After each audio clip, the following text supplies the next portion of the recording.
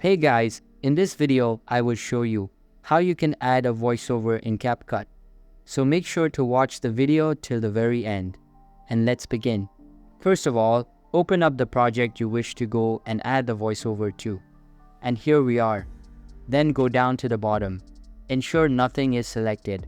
If it is, click on the back button in the bottom left. And then at the bottom you need to tap on audio.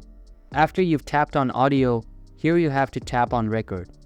Now just before we go and start this, what you need to do is choose where you want to go and start recording your voiceover from. So if it's at the start of the video, then place your cursor at the start. But if you want it to start halfway through, then go and place it there. And then once you're ready to go and start recording, what you can do is tap on the microphone button in the middle or hold it. So I'll just go and hold it. And we're now recording our voiceover.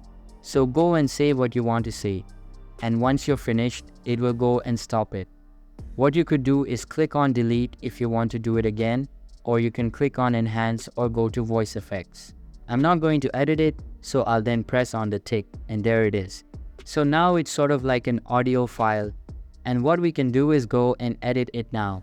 So for example here, I actually stopped speaking. So what we could do is make sure you have it selected, and then you can press split when you stop speaking and we start speaking again. You could press split again, and you've now selected this area where you're not speaking. So what you could then do is go and press delete, and you've now deleted it. And then what you can do is go and move this, so there isn't that gap there. So hold your finger on it, and then you can move it up, and then it's all sort of smooth and simultaneous without gaps. And that's it. So that's basically how you can add a voiceover in Capcut. So that's all for this video.